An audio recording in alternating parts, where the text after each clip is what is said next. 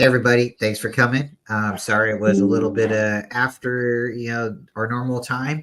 I had a little bit of a work emergency. You can say the title and the thumbnail for the show is it's adequate. There was a kicker incident.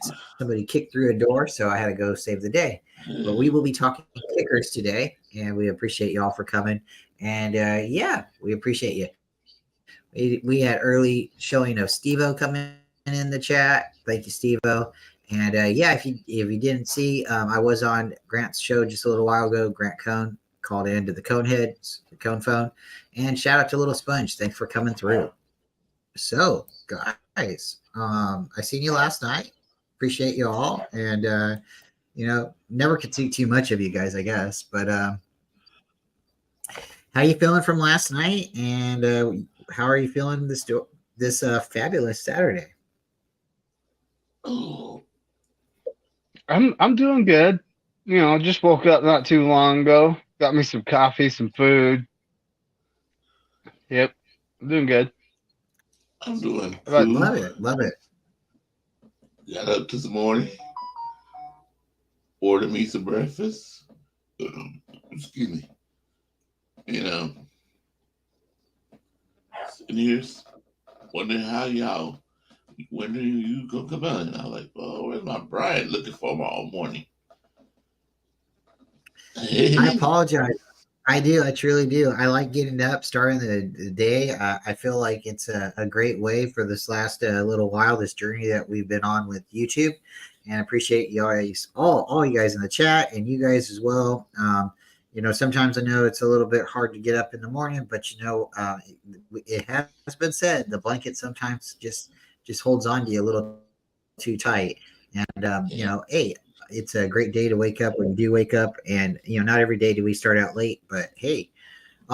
So guys, we got a lot of people right now watching, and I want to get into this. I'm really digging it. Today is our bye week. This is our Saturday bye week, so we can all take a deep breath. We can relax. We can go have fun. Hopefully get back to, if you want to watch football tomorrow, because some people are just true football fanatics, right? It doesn't matter. It's 49ers, anything, they want to watch football. Some people just watch nothing but the 49ers. I'm a little bit of both. I watch football. I prefer to watch the Niners, but so we're here. And tomorrow we're going to have a couple early games. There's a game in Germany, I believe. And then we have our regular games, and there's going to be some good games. I really think there's going to be some good games, and hopefully they go the 49ers matchup, favorable, right?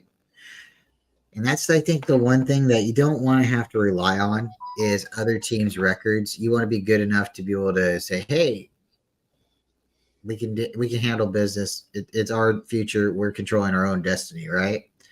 But sometimes you do need help. So this weekend, if we could get some help from the Ravens, that would be great. And I'm just looking at it like, hey, everything's a positive, right?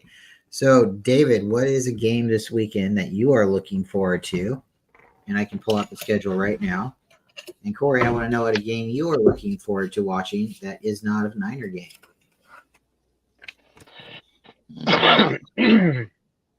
Cowboys at the Eagles. Ooh, good. It's one of those pesky divisional matchups, and two teams I honestly think are overrated. We'll find out. Yeah, it's a game I'm interested to do. Cowboys and Eagles. Not to mention the Dolphins at the Chiefs. That's going to be another good one. Yeah. Isn't that in Germany though? I believe that game is in Germany. Miami versus Kansas City is in Germany, yes. So is Frankfurt and Germany together? Same place? Yeah, Frankfurt is a city in Germany. Okay. The other game that I am looking forward to watching, well, there's two. I'm looking forward to watching the Rams versus Green Bay, because I think Green Bay could actually beat the Rams. This is a game in Lambeau.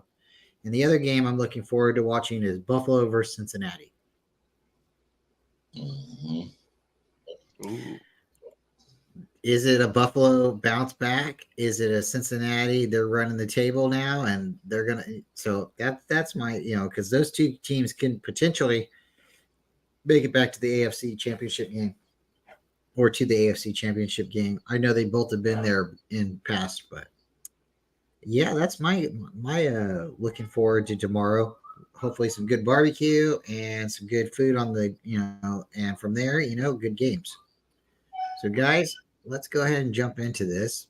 What's your thoughts on special teams and the 49ers overall? If there's any other special teams, I know we're 49er guys, but if there's another team out there that you guys want to highlight, let me know your thoughts. But over my question for right now is how do you rate our special teams performance up to this point? And that means kickoff, kick return, that means punting, punt return, that means field goals, misses, the makes, and punting. Like I know I kind of said punting, but punting is its own beast. So, David, let's start with you. How do you feel about Mitch Wisnowski, Tabor Pepper, and my guy, Jake Moody? Well, Mitch is one of the better punters in the league. I mean, the other day, I think he had to kick a short one at one point, but he was before that short one, he was averaging 60 yards a punt, and that's just kind of insane.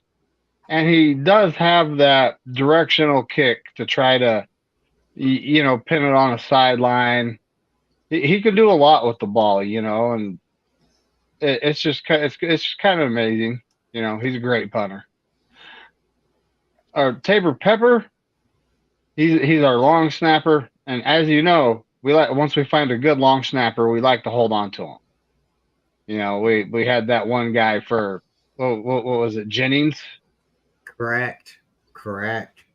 We had him for like ever, it seems like. I don't even know how long his tenure was with us, but it was incredibly long. Somewhere in the 2000s to when Tabor Pepper come along, I think. I think we had a small break in between there where we had Kyle Nelson, and Kyle Nelson was a good snapper, but we had to let him go, sadly. Yep. And Jake Moody, he's a young kicker. It's rare a rookie kicker comes in the league and just tears it up and is like a 20-year pro right off the bat. They also have things they need to work on, and hopefully he's working on those things. My main concern is like how in preseason he got iced by calling a timeout. And then that happened in the regular season too, so that can't become a thing. He really needs to work that out.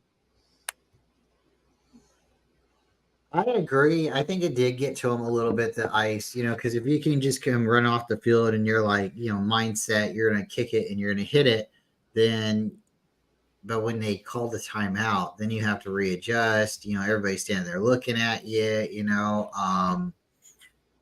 maybe you're staring at it a little too long as well. Sometimes when, there is a reason the lights are off, right? There is a reason the lights are off. Sometimes if you can see it all at the moment, you might just, right? And we'll leave that for everybody to ponder. But Corey, what's your thoughts on our overall special teams? Okay, yes, Noski's been playing good. He's been kicking that ball, punting that ball real good. And yes, our long snapper does good. He hardly makes mistakes. Ball don't hardly go over the center head. I mean, not center. The snapper, the one that catches the ball. The one that retrieves the ball from him. It don't hardly go over his head. Nothing. It's been right snap to him. I haven't seen no mistakes in that area. Now, Jay Moody. Yes, he was having a hard time kicking in the preseason. But the first 5 games. Yesterday, they sent it already, Corey. I'm on live. Okay. Um, well, but the 5 games, he was leading us in points. Kim to go.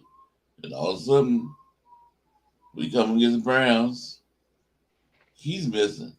So I like, are we having us? Did they go out and have a drink? Eat food, got poison or something? Turn them around? What happened? We were flying on all centers. Special teams, field goals was good. All Jay Moody was making them. And all of a sudden, these 3 games, we had trouble. And I don't know what it is. It's like somebody put a voodoo on us. No, I totally understand. And I hear it. It was a little bit of you can go and lose a game and be the better team, and sometimes teams can play to your caliber, right? And you can play down to theirs. So with the Niners going to the Browns, I'm not going to say that we went in under. I'm not a big fan of what happened. Real quick, we're going to bring in Teradome. Hey, Teradome. Oh, Teradome. Hey, gentlemen. How y'all doing this Morning. morning? Hey, there he is, Mr. McNader with the Darth Vader, the Golden Vader. Let me see it again. That's dope. How'd you get you superimposed that, or you did a little something different? It came like that. Oh, that's dope. I did a little something different.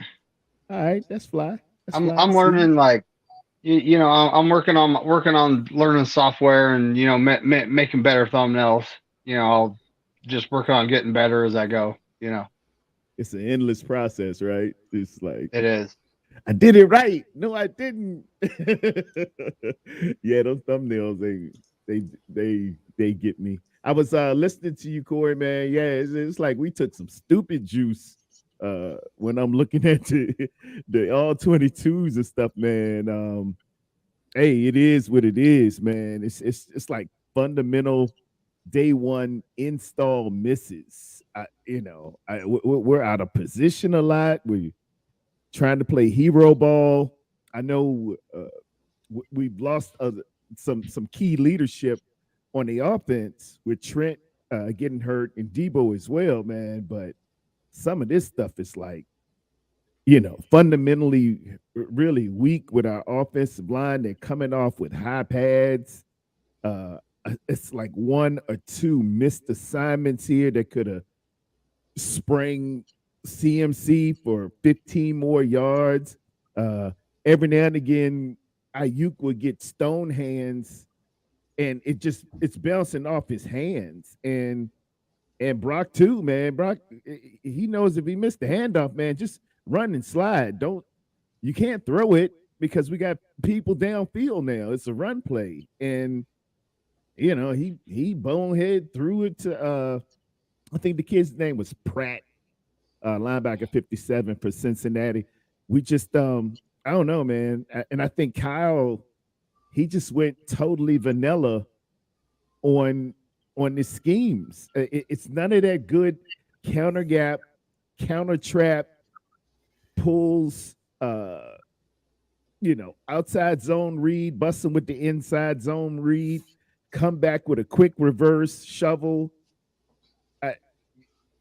It's like, who are these guys? We lost our mojo, our identity a little bit. And I looked on the other side of the ball. Fred Warner he's playing hero ball. He's over to the outside of the tight end when he normally lines up in the B gap, and then they just run it right where he wasn't, and we're holding on like LTD, getting tackles just getting missed, and we're losing outside leverage every now and again. Oliver, he did the same thing in the Dallas game. He let the receiver release to the outside of him in a cover one. That means Huff has got to get on his bike and pedal like he's at Le Mans against Lance Armstrong to try to get over to the corner. You got to make that receiver release to the inside where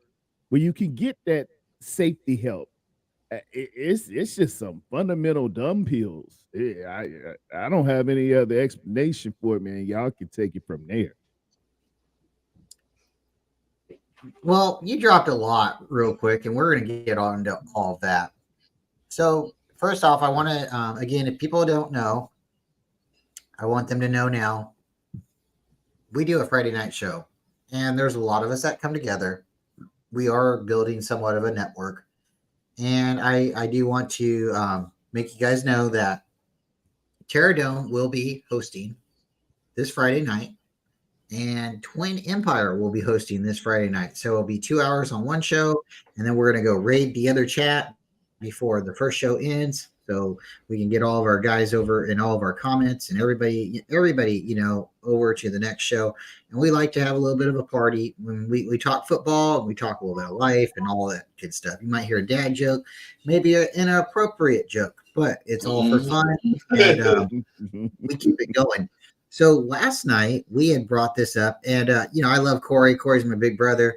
And my older brother, not my big brother. I'm bigger than Corey is, height-wise, I believe. But so we are talking, and Corey, I think, got a little, I'm not going to say emotional, but Corey got a little, let's say emotional. He got a little loud. And I want you to put your opinion on this, Terror Dome, and maybe give us a little bit different of a perspective. When Kyle Shanahan has the offense the way they are, and somebody comes out of the field, right? We don't have Debo on the field. Kyle puts in Ray McLeod, right, to replicate him, to emulate him, right? And then we have Brandon Ayuk who comes out, and we then put in Ronnie Bell. So do you agree with that mentality? Would you like to see a little bit more mixed up a little bit, or can you elaborate to that a little bit? Well, with Kyle's system, he needs capable guys and guys that are comfortable, and we know who Kyle is. Kyle only really trusts non-rookies. He likes my man Twin Empire in the Hizzle. How you doing, my brother? Good to see you. Twin. And that's just kind of how Kyle is. He doesn't, he's like his dad. His dad handed that down to him. Hey man, don't trust these rookies. They'll mess you up. They'll do dumb stuff. Only trust the vets. It's all about the vets, which goes back to Joe Gibbs. Joe Gibbs is like that too. He liked an older, more seasoned guy. I know I could try. I know who I got here. The unknown is his enemy, and you don't know too much with a rookie. He just felt like that. This is just their DNA. This is just their makeup. I subscribe to, I'm putting the best players on that field at any given time. I don't care if he's a rookie. I don't care if he's a 13-year vet. I don't care what. If you show me in practice that you're that guy, it is my job, independent upon me as a leader, as a mentor, as a coach, to coach you up and give you the very nuanced, fine points of the game to say, hey, look out for this right here. Look out for that right here. I'm believing in you. Remember Jim Harbaugh used to punch the pads of Colin Kaepernick before the game, man, and just, yeah, get you ready. Yeah, And that was just to grab some inspiration. Good leaders are inspirational, man. I'm gonna see your destiny. I'm gonna see something in you you don't even see in yourself yet. And I'm gonna trust and believe to give you the runway forward. I know some mistakes might be made, but dag it on, you my guy. I'm rolling with you. You don't have to worry about me pulling you. Because as as an overachiever with football, I always had a coach like that, Bill Jarvis, who don't make a mistake, man. He gonna pull you out the game. He gonna pull you out the game, and you don't play free. You don't play wide open. You just I better just be right here. Just don't make a mistake. You're playing not to lose. So it's two rationales of thinking. I definitely like mine a little bit better, but we know who Kyle is and how he does it.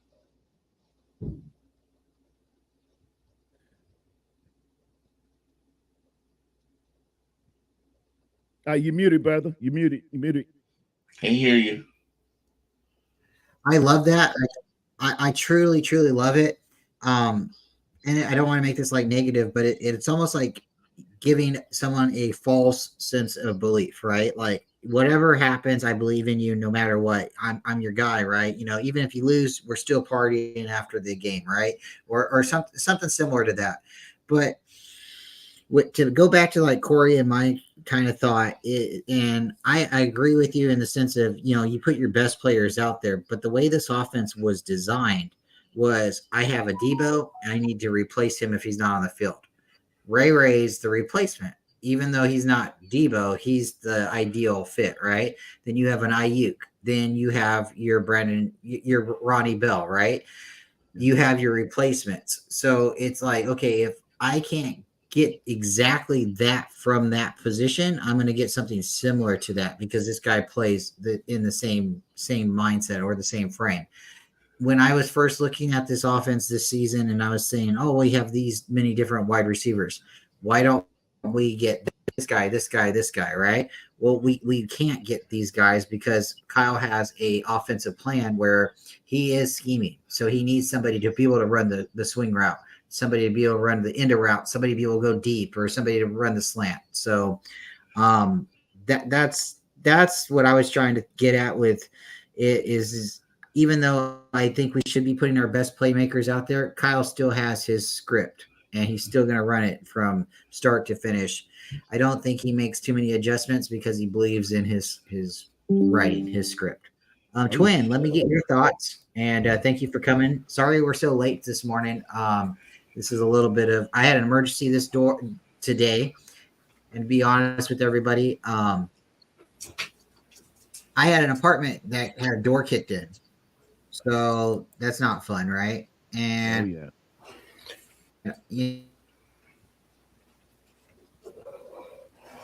we understand, man. You had to get out there and make it happen. For the kicker, I had a door that got kicked in, so that's why I started a little later than normal. We are, and should we have went to where we have individual threats, or should it all be like I was saying, where somebody isn't there on the field and they just plug and play? Well, good morning. Good morning. First and foremost, can y'all hear me pretty well? Amen. Yes. Awesome. Awesomeness. So since I'm a Kyle Shanahan understander. But though I may understand, I do still think he has the ability to adjust and adapt. I know he's a stickler to his scheme and his philosophy. But over the years, I've seen certain things that I thought he could have used more in his repertoire, even though he may be confident in other players more so than the younger ones. I think there comes a point in time that you have to adjust some of your things if you haven't gotten the goal that you so desire, which was a ring. We've seen that this team has been one of the most injured teams since 2017, right? We've also seen it with a lot of our special guys or our skilled players to get hurt, and then our offense change as we've seen recently, you know? And so for me, it's like we all knew that Ray is a good player. He can come in and he can do some things, but also at the same time, if I see players that can be a little more dynamic or can be a little more impactful, you know, on the team, I think it's up to a coach to instill that confidence not only in the player, but to let him go out there and spread his wings. I mean, there's multiple lists that we see right now of our players that have been drafted that don't necessarily get any playing time. And I just under the belief sooner or later they'll bite you in the butt. So I think Kyle should just, you know, again, Ray is a decent player. He goes out there. He's an excellent special team guy since we got him. But I do think that we've been looking for a third wide receiver for forever. You know, I mean, thank God for Juwan Jennings. He's been okay. You know, he's been a good first down guy, but I'm talking like a Tyler Boyd type of effect individual. You know what I'm saying? Like, go out there and be a game changer. So, I think we have the guys on the team possibly that could be there. You might have to go through a couple growing pains, but you guys know with a new job or with anything, I mean, that's part of learning is making some mistakes, you know what I'm saying? And so we all need that type of grace, you know, to be able to make those mistakes, but yet learn from them and then still show that we do have talent, because that's the reason why you got us, is because you saw something in us. You saw the potential. And what great coaches do is they extract that potential and magnify it, because that's what coaches do, put you in a position to go out there and win. So that's my 2 cents on the situation, if that makes sense to anybody. No, it totally does, and I always appreciate your opinion. So Corey, and this is probably for Corey and Teradome. Guys, for me, I can't think of anybody prior to Jerry Rice, Terrell Owens, and JJ Stokes being the legitimate 3 wide receivers. So can you tell me anybody before them, or even after them, in your humble opinions, right? Yep. And David, you as well. Twin, you jump in as well. But I can't really even say JJ Stokes was the best third wide receiver, but for me on the 49ers, those were the 3 that we've had in my history of knowing the game. So let's start with Corey, then we'll jump to Teradome, Twin, and then come back up to David.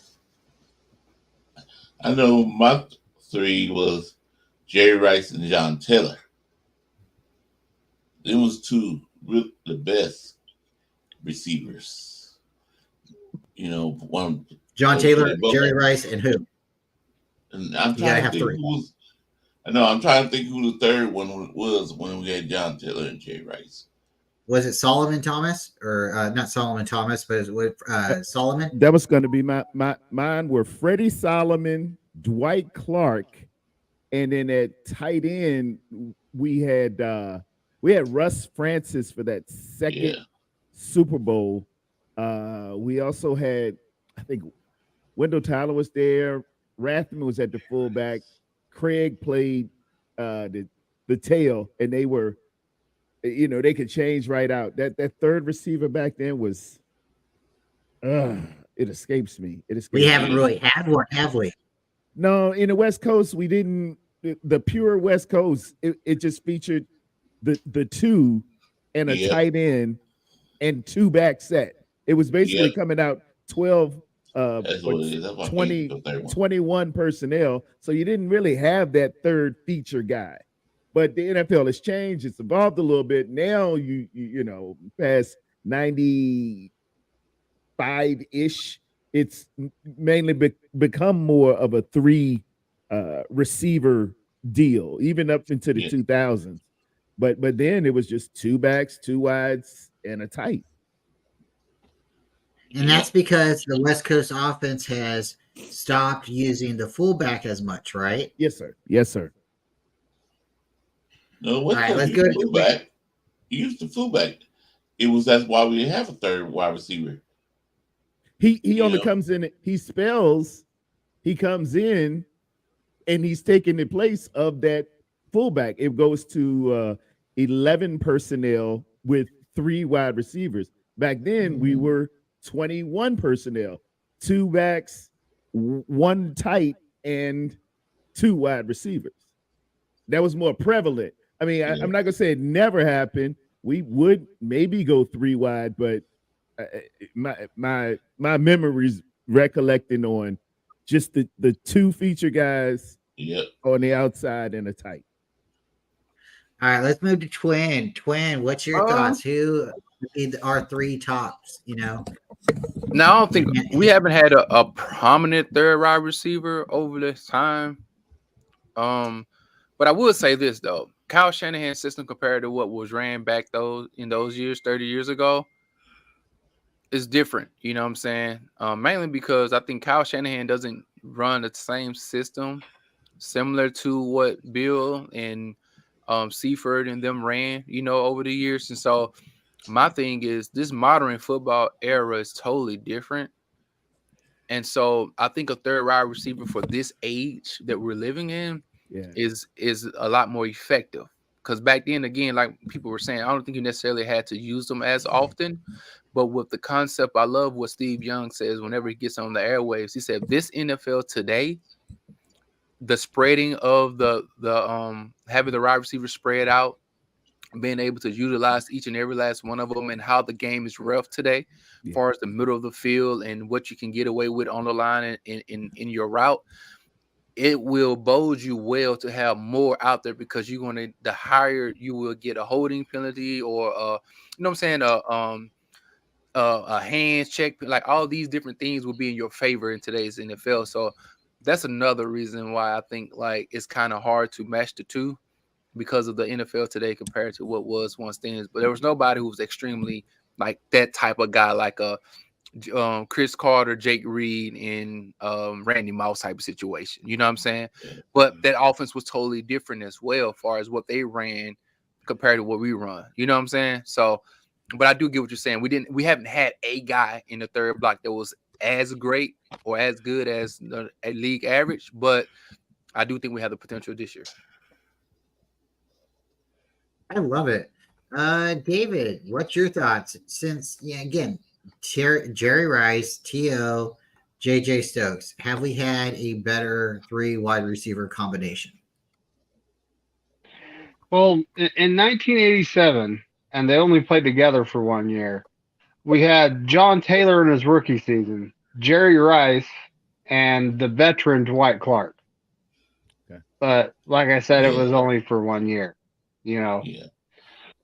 And I honestly, you know, when it comes to better wide receivers, 3 wide receivers, I honestly don't know if those guys were better. I mean, Terrell Owens and Jerry Rice, you know what, J.J. Stokes was pretty good, but those guys were stellar. Oh, they just, And, you know, then we went through the slump of the 2000s and had a couple notable wide receivers, nothing great going on there. We hit the Jim Harbaugh era, traded for Anquan Bolden. Then we had Anquan Bolden, Michael Crabtree, and Ted Ginn Jr. yeah. Right? So, you know, and now we have Debo, Brandon Ayuk, and Juwan Jennings. It's very similar to the Jerry Rice, Terrell Owens, J.J. Stokes. Because, you know, J.J. Stokes and Juwan Jennings, they're not catching a lot of balls, but they're doing their job, blocking and stuff like that, you know. Brandon Ayuk seems to get open a lot, and he's putting up some good numbers this year. Debo Samuels, he's kind of that grinder, you know, doesn't have the stellar speed, but also does more than wide receiver, you know, activities. He's a running back too, right? He's a wide back. That's what he's called. Yeah. And you know, it's 3 different combinations of wide receivers that just plain worked well for us. I have to agree. And I'll add to that with something that happened with Colorado after Colorado State. They had that real big game with Colorado State, went to overtime and they won it. But Travis Hunter got injured. And the kid hit him late, you know, whatever would have been. They squashed it and went bowling together and everything's cool. But what happened from that is for the next 3 weeks, the Colorado Buffaloes were missing 2 players because one was out. And that was because Travis Hunter was their starting corner and a Jim Thorpe, you know, finalist, as well as a Biletnikoff guy on offense. The same could be said, and the argument could be made, I believe, with Debo Samuel out of that lineup. Not only are you missing a wide receiver, an all-pro at that, but you're missing some run game, if nothing else, distraction, decoy, whatever have you. You're missing 2 in 1 and the best offensive tackle since Anthony Munoz as well. You're missing 3 key guys off of that offense for the last 3 weeks. I think history or time will tell when they come back and come back healthy. You'll see a difference. You have to, and a lot of people will say, well, if he's all that, if the quarterback is all that, he can, win without help, and he can do all of this without the best players and stuff. No, you can't. If I took Patrick Mahomes' best offensive lineman and Travis Kelce, Kansas City is a different team, and nobody's gonna tell me nothing different.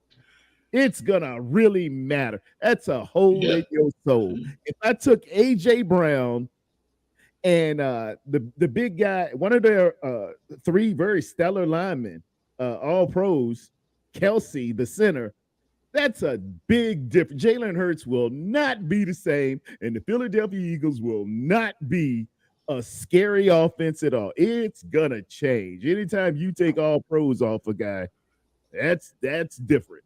That's different. And I beg to debate anybody who comes to me with, well, if you all that, you can just do this and do that. Patrick Mahomes tried it in the Super Bowl against Tampa when he was missing 2 offensive tackles, and I know the results. And you can look back at them all you want. All right, guys. I got a question. Go for it, Corey. Who was the third receiver out of Akon and Smith? What's his name? Torrey Smith. Torrey Smith. Who was the third receiver? That's a good one. I know we use Vernon Davis a lot, but he was a tight end. Yeah. So, wow. Was Crabtree gone in? No, that would have been Michael Crabtree. No, he was. You're there. right. You nailed it. You nailed it, Crabtree. Okay. I couldn't remember if Crabtree was still there or he was gone. I know that was back when what's his name was coaching. Guy can't. Harbaugh. No, Harbaugh wasn't. Yeah, I think we lost Harbaugh when we got Torrey Smith, but I could be wrong. Yeah. Torrey Smith. Torrey Smith. Torrey Smith scored on this in the Super Bowl versus Baltimore. Yeah. At halftime, you're right. Did we get him in 2014 or 2015? I can't remember. But hey, if people didn't know, and they should know, in 2014, before the season started, the 49ers tried to trade Jim Harbaugh to the Cleveland Browns. And I think that was the straw that broke the camel's back, right? Oh, yeah. How do you move forward with that? Kaepernick comes in as a vegan, and then it's just one thing after another, and we tried to do what we could do, right? But what's your guys' thoughts real quick before we go to the kicker thing? Because I'm gonna do the screen share and we're gonna break down the kicker stats. But do you think Harbaugh comes back into the NFL, to the Raiders, or potentially the Bears? I think choice. Serious money. So there's a couple things that's happening with Harbaugh right now. But I think if he could come in and play for the coach for the Bears, that would be his ideal situation. Yeah. But I think the Raiders would pay him more. But because of what's happening right now in his college career, isn't he going to be suspended for the next portion or something like that I understand? So, again, if he does come to the NFL, where would you guys expect to see him, or where would you not like to see him? And let's start with Corey Davis. Well, I expect the 2 teams you just mentioned, Chicago Bears and Raiders. I expect him. He'd probably go one of.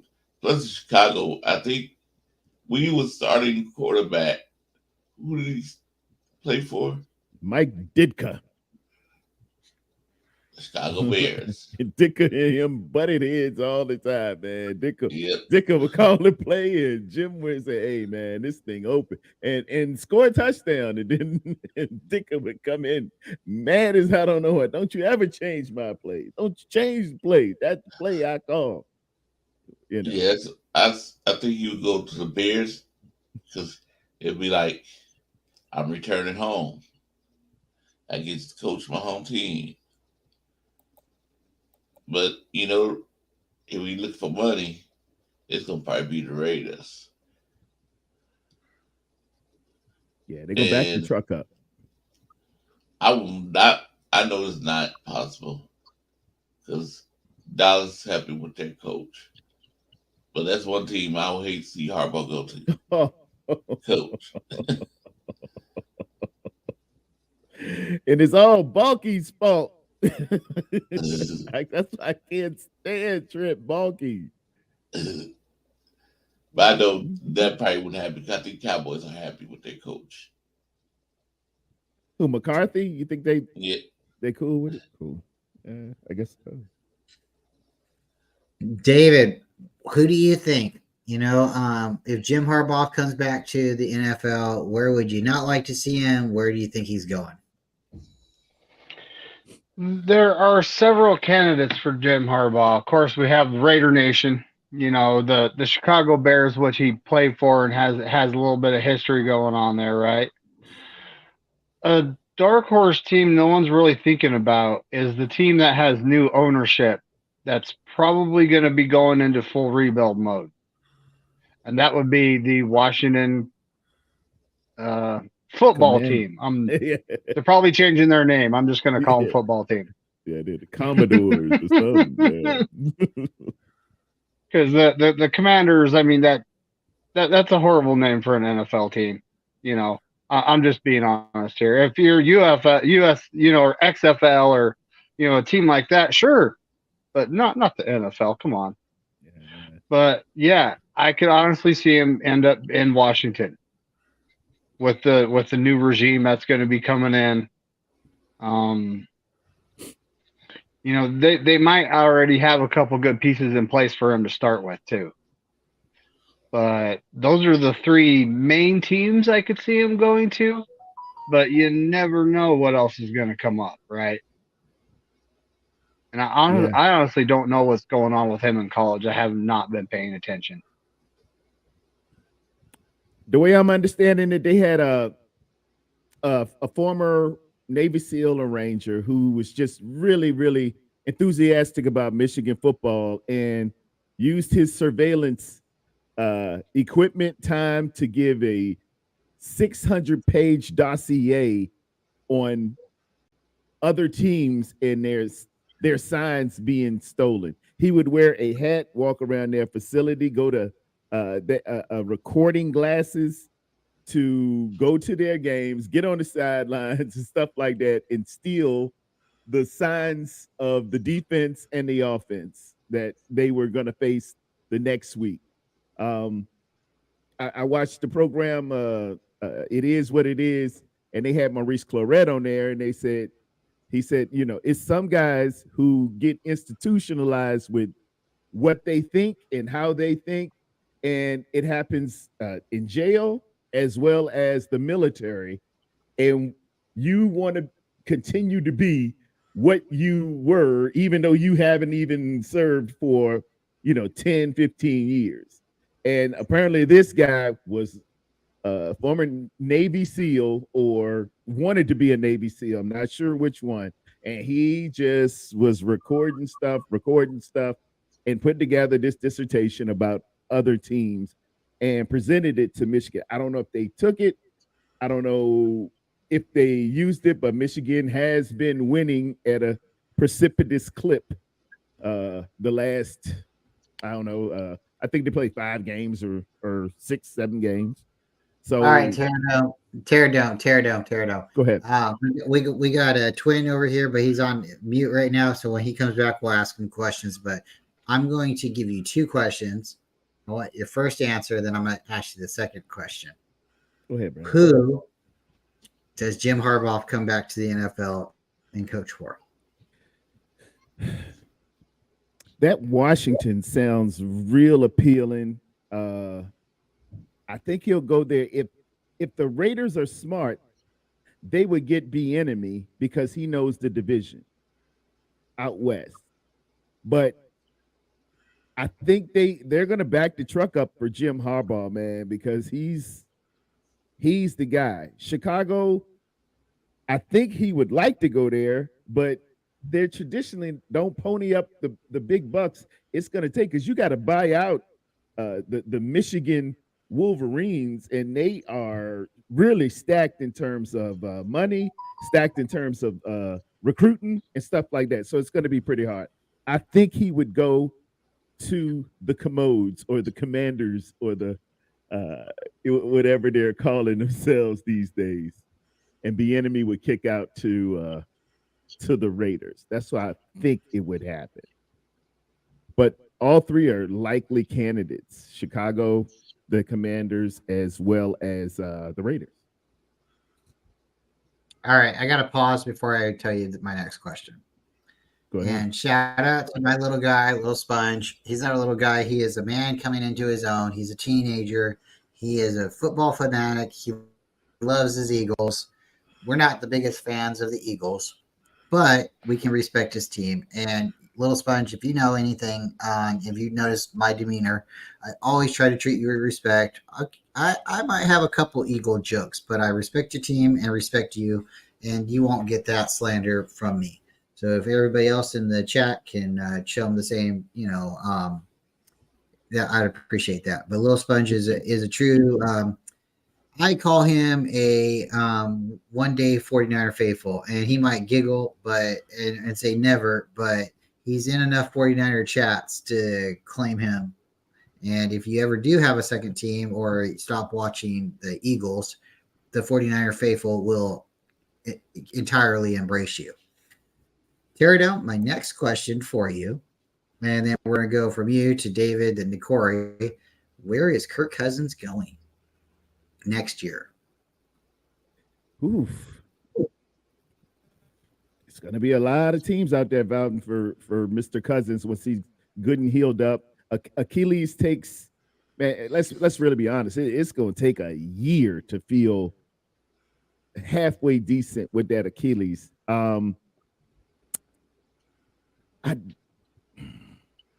It could be here, and I think it'd be a monumental mistake. Kirk Cousins had a wonderful game, and he's had some really good numbers, but it's something about Kirk, man, that just says, nope. You like that? It says that, doesn't it? Yeah. You like that? And he's got a Kentucky Fried Chicken commercial, too, which is pretty cool. You like that, don't you? That was pretty dope. But it's got to be leading candidates. It's got to be us, and believe it or not, I think it might be the Packers because I don't think they're too in love with Jordan Love. Oh, pardon the pun. Really? You think the Packers would ditch? Wow. Oh, wow. Okay, so last night we were talking, and the four of all of us had came to the conclusion that it could be potentially the Raiders, the Seattle Seahawks, the LA Rams, or potentially the Washington Commanders. I think we had one more team, the Tennessee Titans. I can see more the Tennessee Titans, but he ain't going back to Washington. I think that bridge is burnt. That's what we were saying too. Because even though it's new ownership and stuff, we just don't think that's same locker. You're coming back. Yeah, I don't think so. nobody goes back to Washington. Nobody. All right, let's go to Corey real quick. I like the Seattle aspect you brought in there. I like that Seattle aspect. I mean, I'm not saying Gino's bad. I'm just I could see them moving to him or even the Rams, saying, Stafford retires early or something. But all right, let's move to Corey real quick. Corey, your thoughts. Where's Mr. Kirk Cousins? And we'll go to David, and then we're going to jump into this kicker statistics. Well, I see him. I don't want to see this happen, but because I'm loving Brock Purdy as our quarterback. But I'm kind of like, what if, Brock Purdy don't do what he's supposed to do And Kyle started not trusting him no more. So Kyle will go after the man he been trying to go after for the longest, trying to get. He gets after Kirk Cousins. Now, I don't want to see that happen. I believe in Brock Purdy right now. But I think he'll go to the Raiders or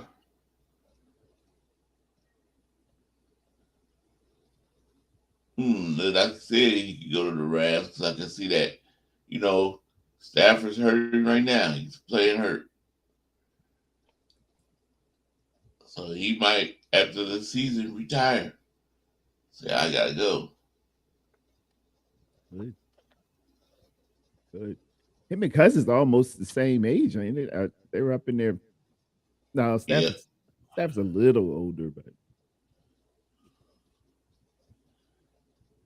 Rams might be thinking, hey, let's go get another veteran quarterback that can take us to the Super Bowl. yeah, worked before. Yep. Here we go again. Yeah, could be.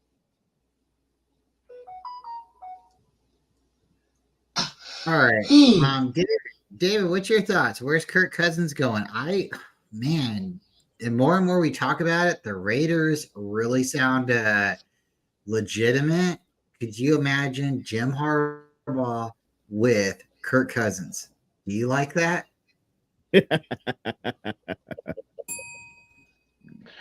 I could see him going to the Raiders, but they're kind of they have some good pieces here and there, but they're just not a solid football team. Seattle, they're a solid football team, and that's unfortunate, But they are, though. They are a solid football team. The Tennessee Titans, they're pretty good. They could use a couple pieces here and there. So I see that them as a real potential target. This is all yet to be seen. There's always going to be some dark horse team that we don't see coming. The thing holding Seattle back is they just signed Geno to that contract where he makes mid to upper 30 millions per season.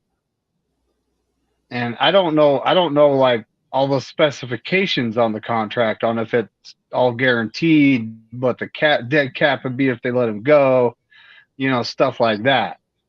I don't know. But I could see Pete Carroll looking for an upgrade at quarterback, especially with those wide receivers they have. It's kind of, DK Metcalf, Tyler Lockett. Now you're throwing Bobo and that other guy whose name I'm not even going to try to pronounce. Okay, so Steve brings in a fire question. I can't pass it up. The chat is popping. Right here. Probably the question of the day. Thank you, Steve. Where's Jimmy going? Patriots. David. No, Corey. Real quick, David. Real quick, Corey. Corey, where's he going? Where you going? Every team needs a backup. Yeah. The Patriots. I think Jimmy said right. I think you said right. I think we'll go to the Patriots. Oh no, dog! Go back home. Didn't he get the owner's wife or girlfriend pregnant? Or that is to be determined, but we believe that could be true. This is bringing the family back together, right, David? Where do you think Jimmy's going? I think the New England Patriots is a good landing spot. I could see him going to back up Tua in Miami. Yes. Oh wow, good. Wow. Yeah. And everyone needs a backup quarterback, right? And that's pretty much this season. That's what he's proven he can be, right? Shout out to all the folks that say Jimmy just wins. But he does. Right? He's standing there smiling. Okay.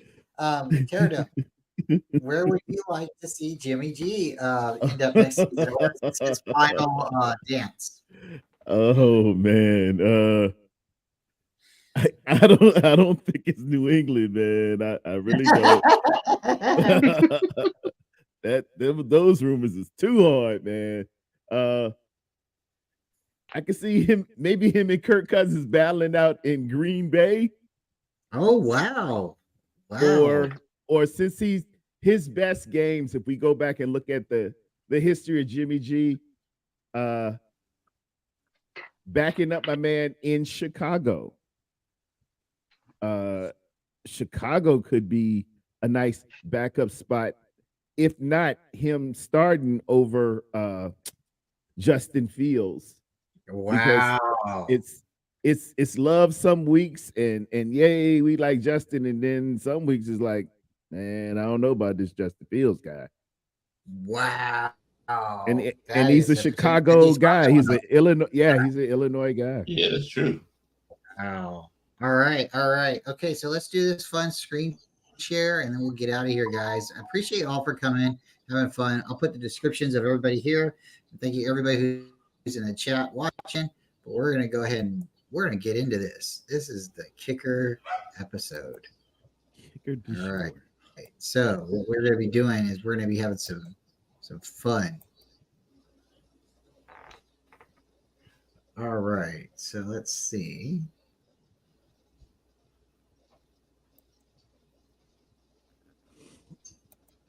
Add to stage, and we are bringing you on.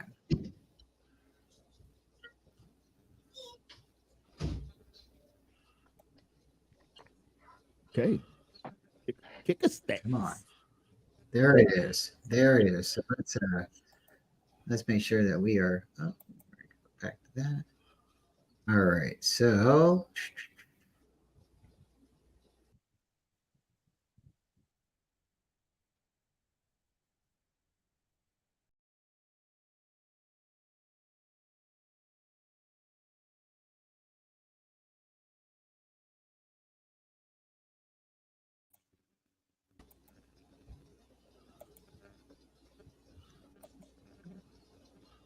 all right, we are having too much fun today, but give me a second. That's why we have fun, everybody. That's why you guys keep coming around.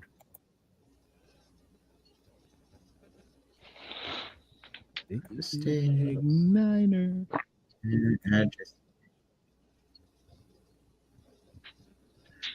Okay, so we are going to get onto this. If you can see it, folks, a little bit hard. It's a little squished, but we are going to get into this. Jake Elliott, Philadelphia, 8 games, 22 for 23. He's made almost all of his PATs. His field goals are 18 for 20. He's made almost all of his field goals. All right. We can see his long is 61. That is one of the longest field goals in the league right now. Now, we're going to go through this a little bit quick, so bear with me. Kansas City kicker, 19 for 19, and he's perfect on his field goals.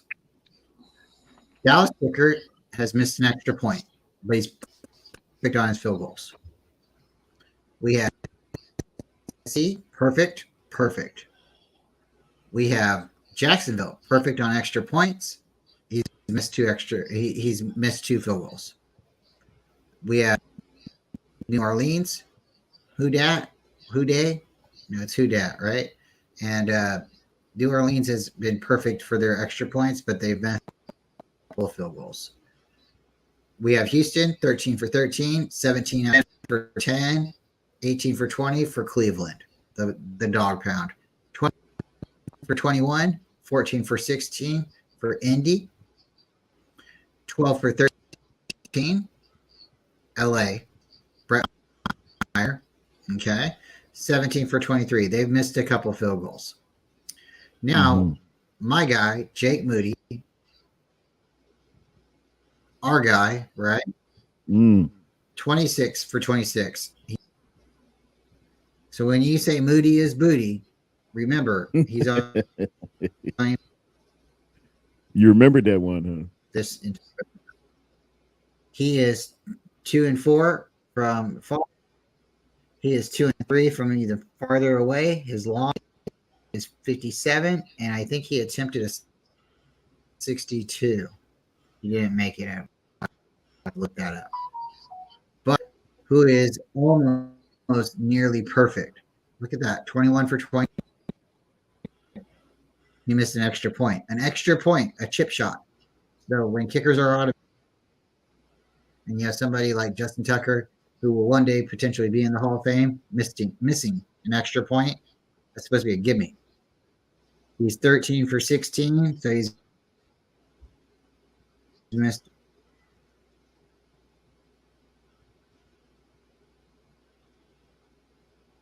Four kicks. Yeah, Buffalo 5 for 25. And Young Hoo Koo is one heck of a kicker, but he missed an extra point. He also missed a field goal. We have Seattle. I was asking Joe, like, how are your Seahawks? 16 for 16. That's what you want to see. Extra points you want to see, every one of them. But he's 14 for 18. So they've missed some kicks. Detroit's 23 for 23 and 11 for 13. So if there's an issue with Detroit, and it could be the special teams, we might have a weakness. Year, right? They can put 70 points up, but can they kick an extra point? They are 34-35. They are 7 for 9. So they can score touchdowns, but they can't kick field goals. Now we have Denver, right? 13 for 15. Anytime you see a extra point miss, just keep that in your mind. New York Jets. The New Jersey Jets, right? 6 for 6, 16 for 17. That's cool, right? Make your extra points, but you missed a field goal. That could have been a game. And that's where Jake Moody missed us. If you would have made one of these kicks on the side instead of missing it, we could be sitting here. We could be okay with you missing an extra point, but don't miss the game winner, right? Yeah. So Pittsburgh is 11 for 11, 14 for 15. And Pittsburgh is one of those gritty teams.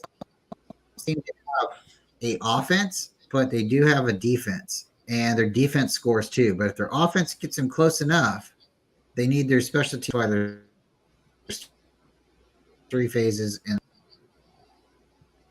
now we have the LA Chargers, 19 for 19 and 11 for 12. That's all right. Let's go, right? Arizona, 9 for 10. And 14 for 16. Not too bad. Now we're going to go to Minnesota. 19 for 21. 21 points. And you've only made 19. I think this is our biggest problem to this point. And they're 10 for 14. So Minnesota is having a special teams problem. And now we go to 16 for 17 and 11 for 11. They just have a quarterback problem and maybe a coaching problem, but they seem to be okay. Cincinnati, 14 for 14, but 11 for 14 on your kicks. So don't rely on them for kicks. Don't rely on them for field goals.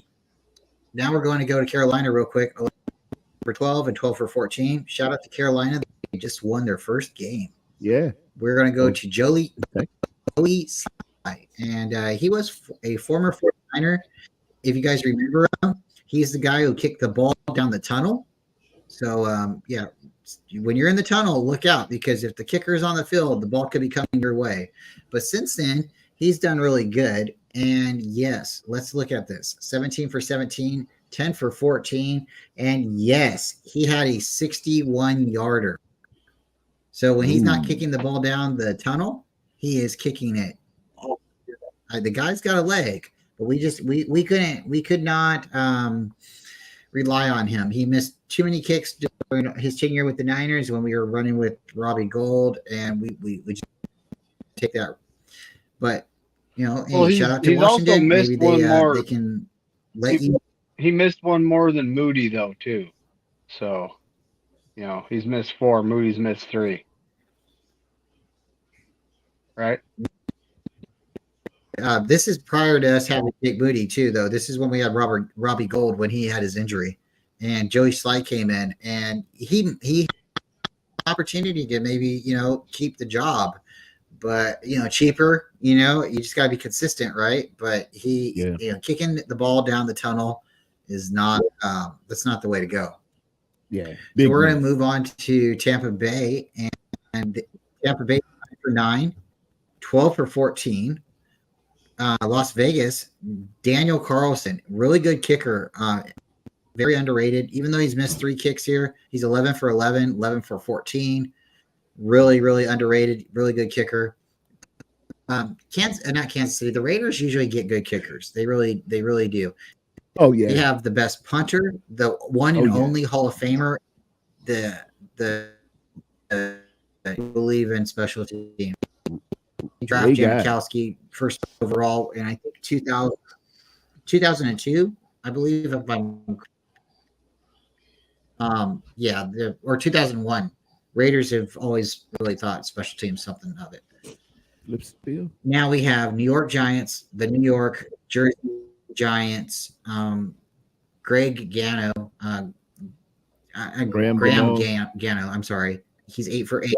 Yeah, Graham Gano, 11 for 17. Ooh. This could be the reason the Giants are losing. That right there, 11 for 17. You take your kicks. Even if it's only 3 points, you have to kick off to the other team. There's so many things. There's water breaks. There's all this other stuff that happens. So you've missed 6 kicks. That could be the reason the Giants are losing right now. Anderson Carlson, he's a rookie kicker too. Look at him. 13, 9 for 10. This is the kicker. This is the kicker that my buddy David McNiner was following for. New England, 8 games, 11 for 11, 9 for 13. And his long is 51. So, hey, you never know. It's all about situational football. It's all about time, right? And just getting the right opportunity. So now we're going to go. This is the last 2 kickers that we got that we're going to talk about real quick. Lucas from LA, he's 2 for 2, and he hasn't had any field goals after that. And same thing with Austin Siebert from New York, Jersey. The New York Jets. He went 1 for 1. Let me get rid of the StreamYard, the sharing the screen real quick, folks. Bring us all back together.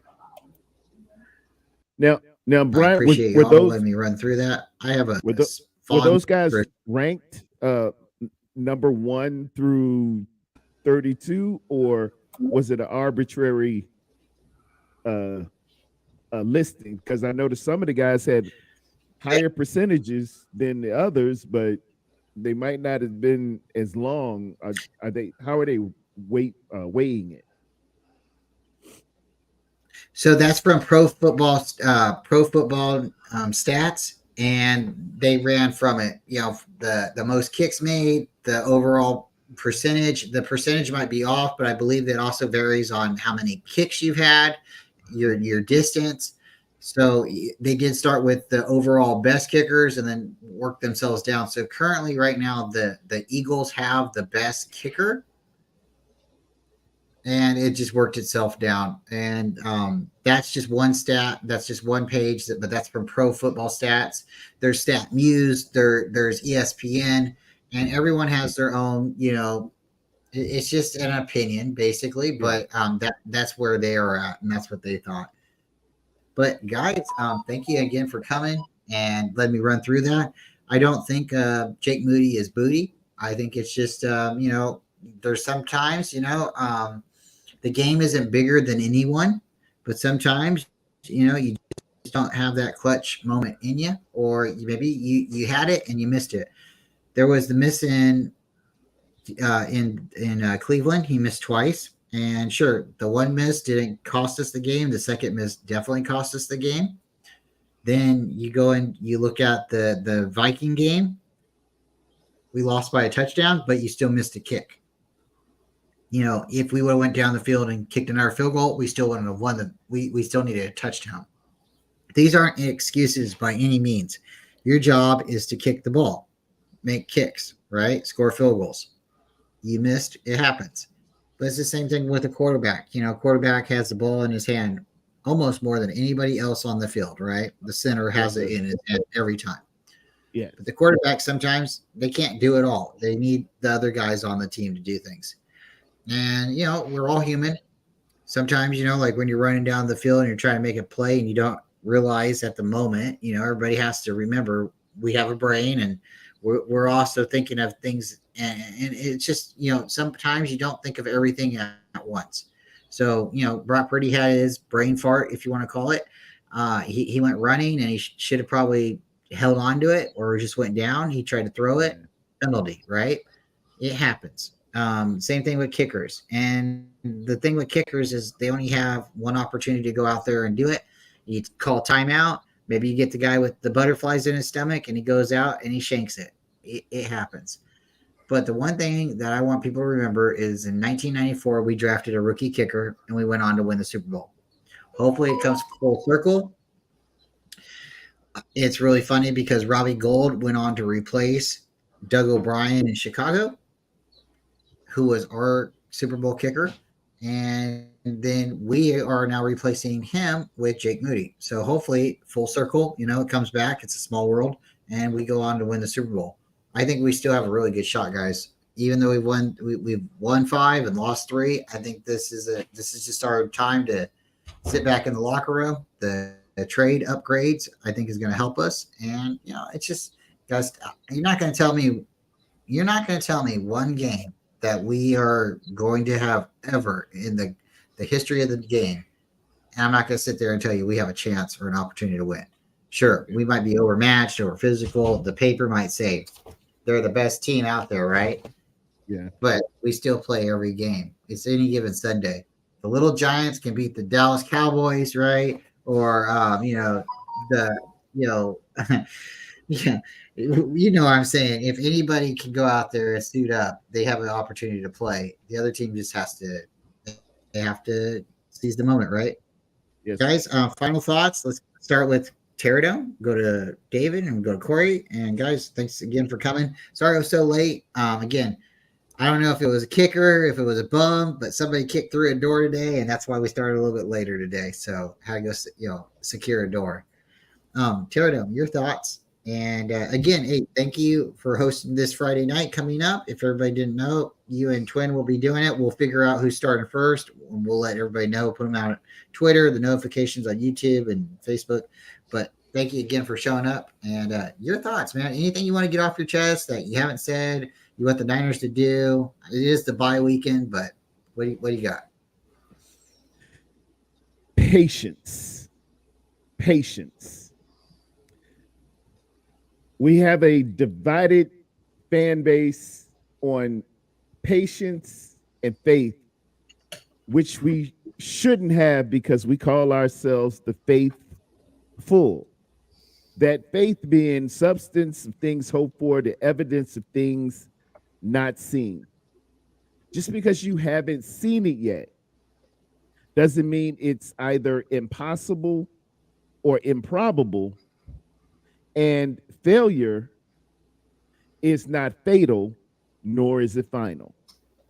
I've been looking in chats, received a couple messages here and there, hearing the demise of one young Brock Purdy over the last couple of games, and they're saying that's who he really is.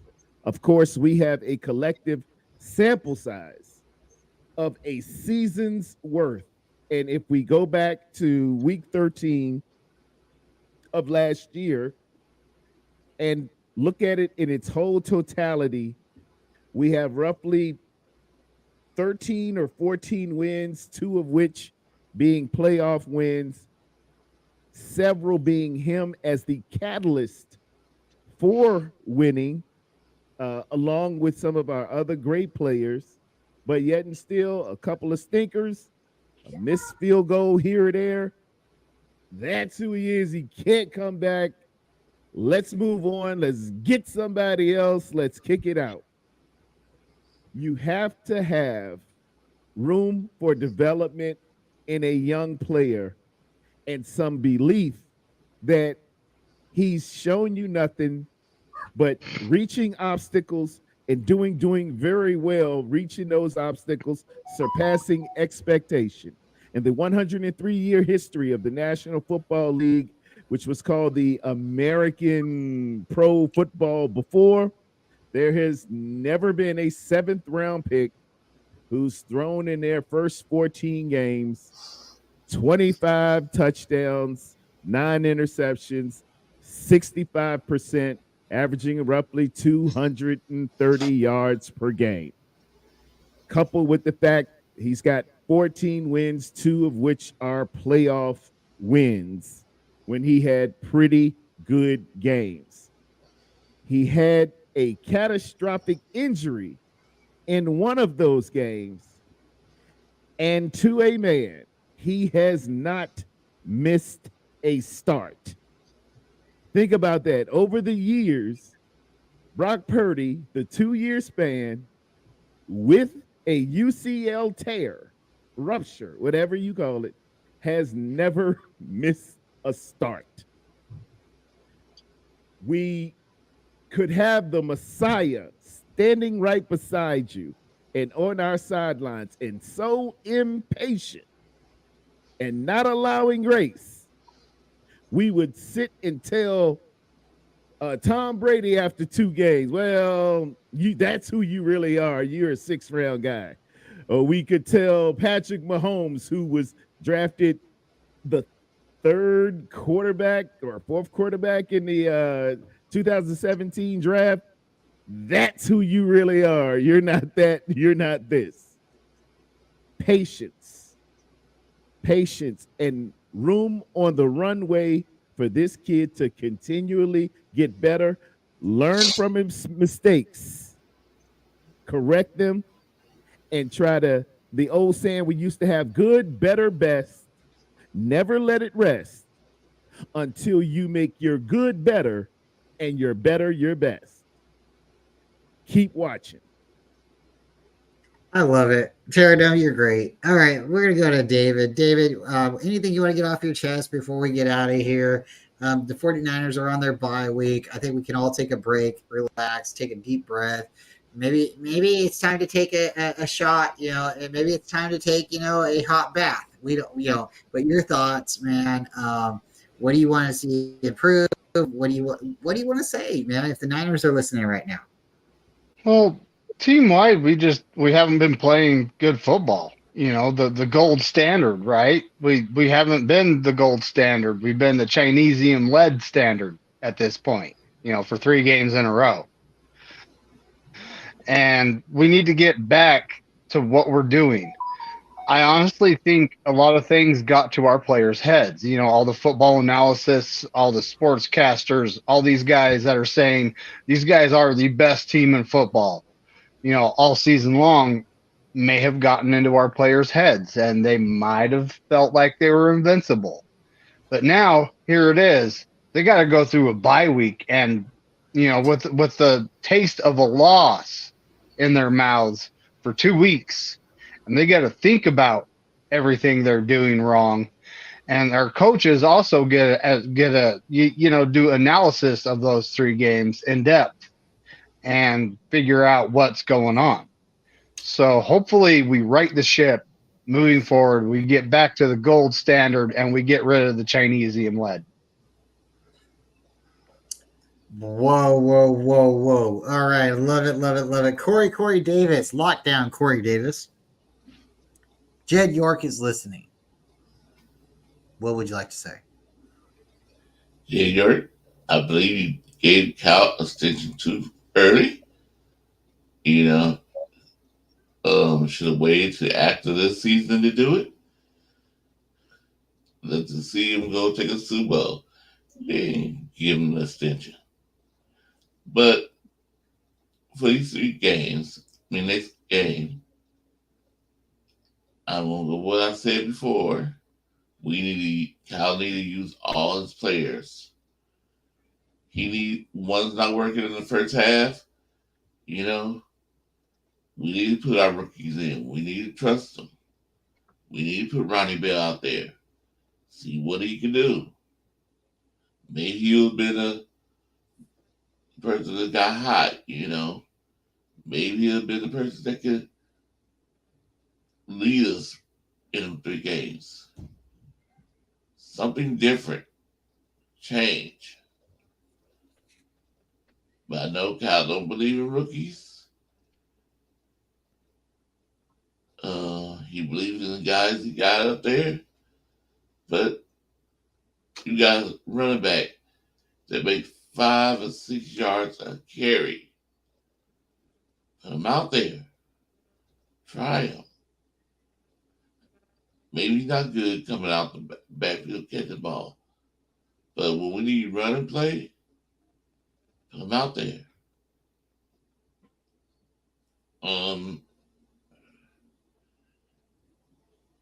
Yes, I would switch. Okay, say that I have the backup around. I would switch the backup. I would have Ray backing up IU and have what's his name, Ronnie Bell backing up Debo. Because Ronnie Bell does more like Debo. Anything he breaks tackles and he don't go down when the first guy hit him. So, but like I said, use all your players. I'll sticking with one. If they not have a good day, struggling, go to the other guys. See, maybe he won't be struggling. And plus, in the defense, don't know nothing about them. They don't have that much film on the other players. They don't have really a lot of tape in the defense. And they're not expecting him to play. See, right now, they trying to hurt CMC.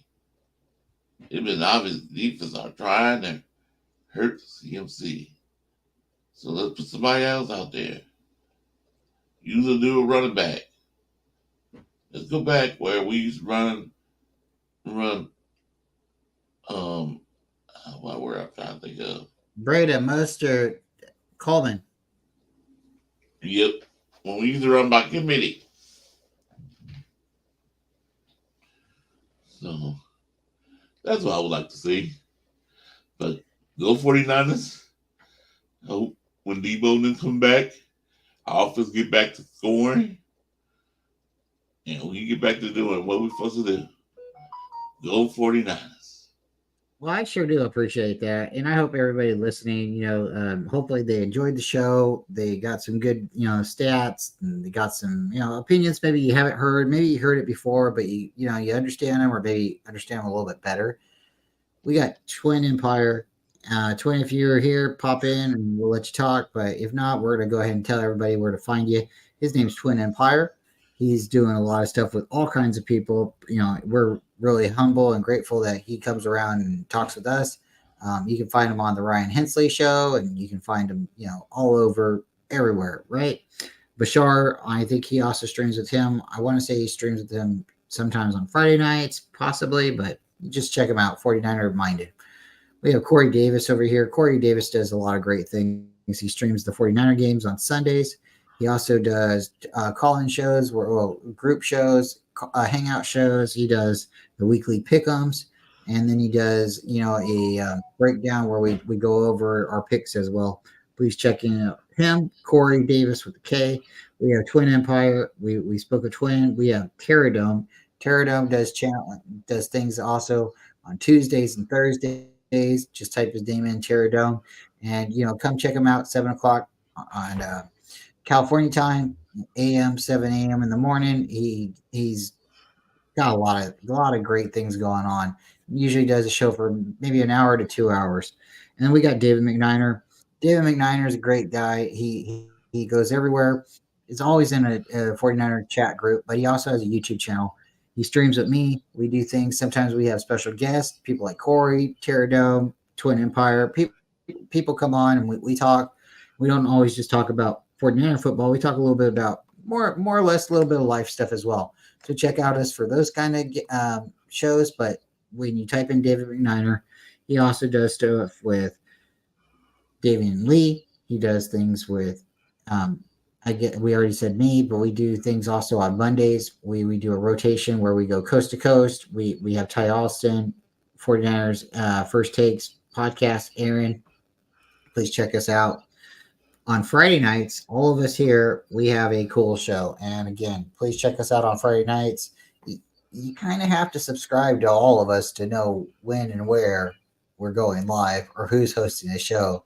But we host a show for 2 hours and then we go 2 more hours on Friday night. So if you don't have anything to do, if that movie you've watched is just, you've watched it already enough times and you want to listen to some good banter back and forth, you got a beverage or cup of coffee, you want to eat ice cream and watch the show, come on in on Friday nights. And again, this Friday night will be Pterodome and Twin Empire. So guys, if anybody else wants to say anything real quick before we get out of here, I appreciate it, guys. I really do. Remember tonight, check out the ladies of the Niners. Won't they be doing tonight, Dave? Bryant? Ladies of the Niners tonight at 5 p.m. PST. Tony Culp. Tony with an I, folks. Yep. And this is why these are my guys, because as much as I'm plugging everybody here, right, I forget about the one that I should plug the most, right?